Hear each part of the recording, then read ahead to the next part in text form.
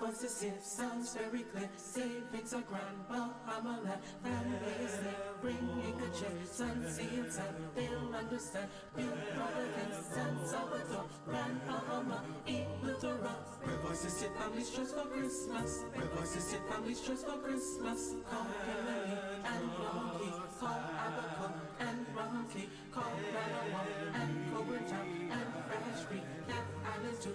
Call your grandma and your grandpa, they'd love to hear from you this year.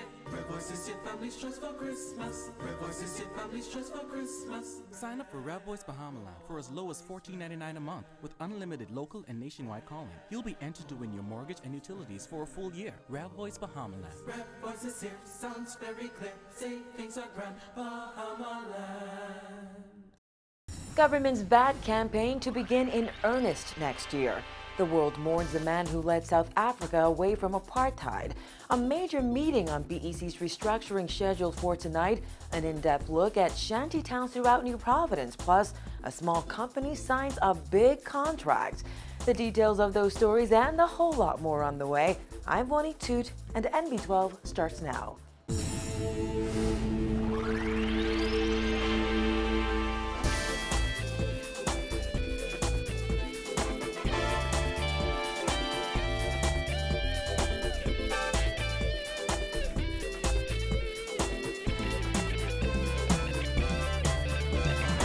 Topping news tonight, in 7 months, the Christie administration will transform this country's tax policy with the implementation of value-added tax. However, Prime Minister Perry Christie revealed today that government won't officially kick its VAT campaign into high gear until next year. One of the first major steps, he says, is bringing in New Zealand experts. Christie says they could visit the Bahamas as early as next month.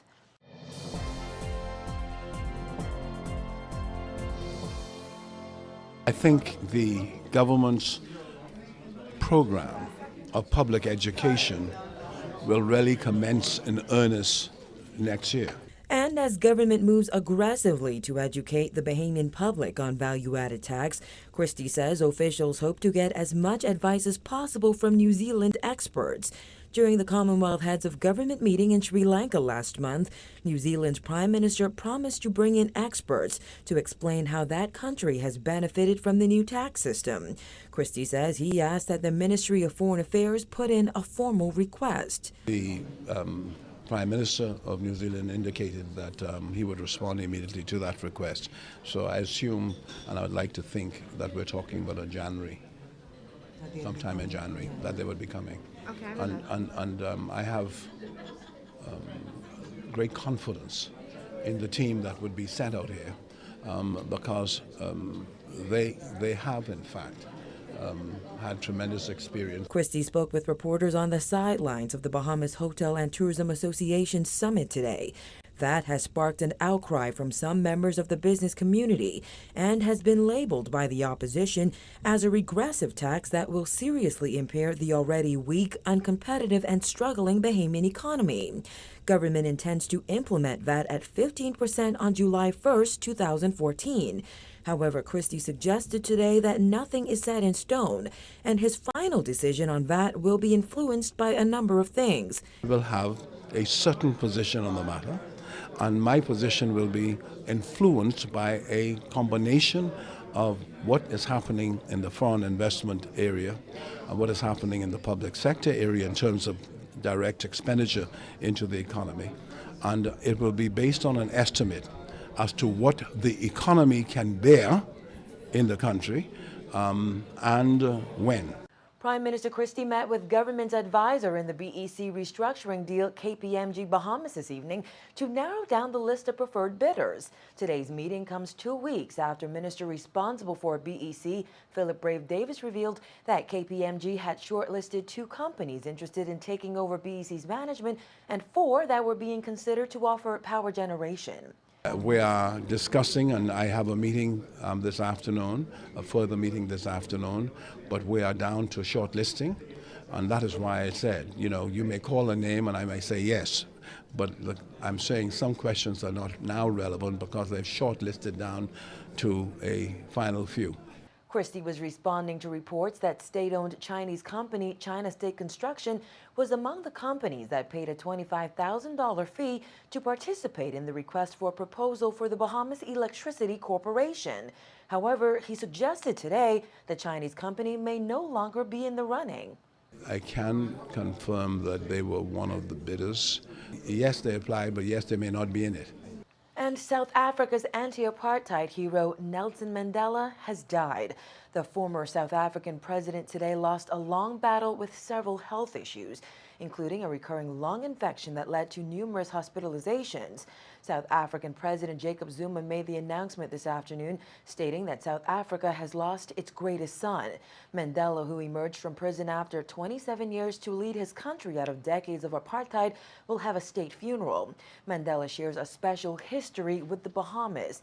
This country played a pivotal role in the dismantling of apartheid in South Africa by extending the economic sanctions against the white minority government at the 1985 Commonwealth Heads of Government meeting in New Providence.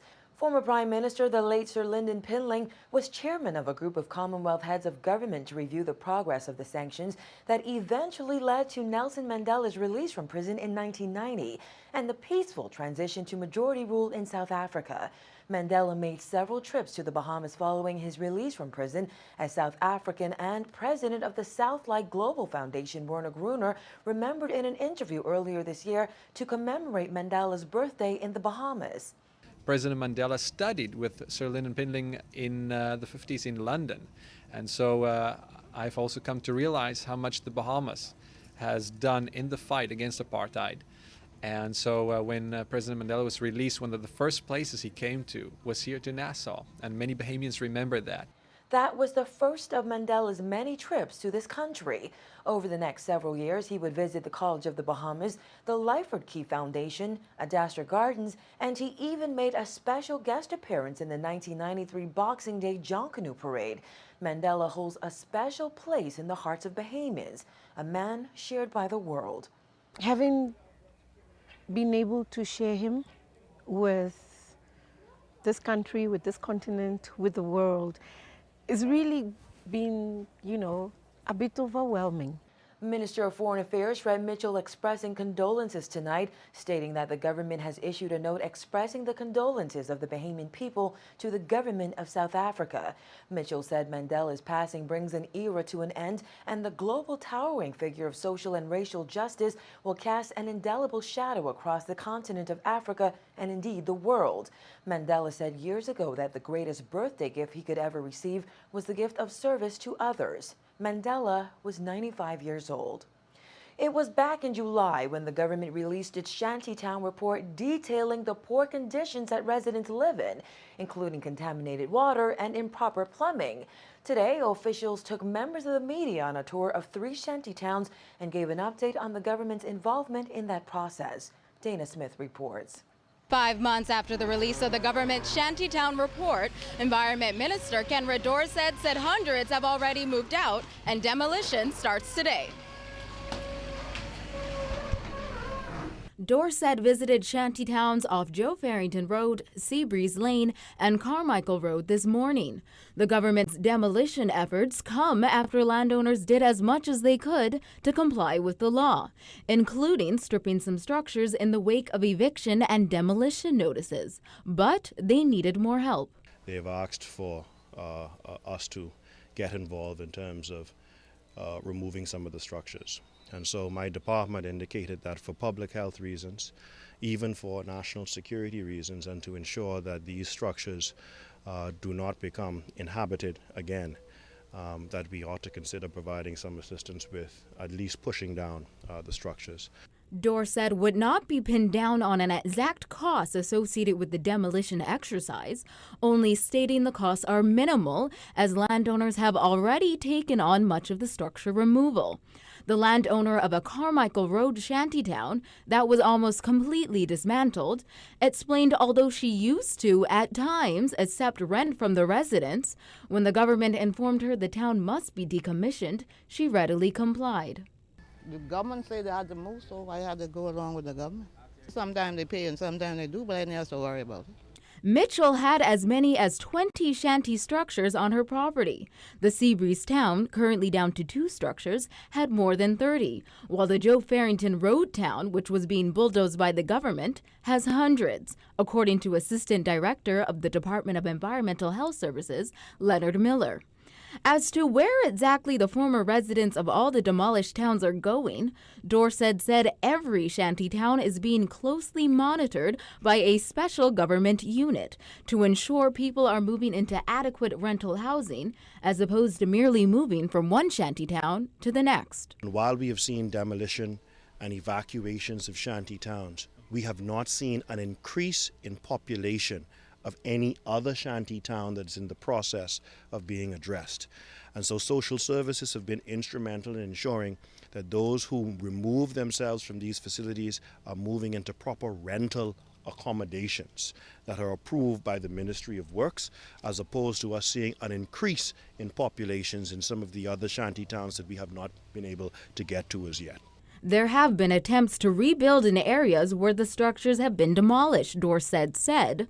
But through constant vigilance by officials, the government is able to halt any further construction. Where we have seen some activity, Ministry of Works and the unit have moved in immediately before any construction could have been completed. And so we're trying to contain this as much as possible. And so with the resources that we have available, I think the team is doing a wonderful job. But certainly this shows the media that it's now gone beyond talk. And the demolition is happening, and we're clearing out the shanty towns. Similar exercises are taking place at several shanty towns around the capital. The objective, according to Dorset, is to eradicate shanty towns completely, though he noted that will be a long-term goal. Reporting for MB12, I'm Dana Smith.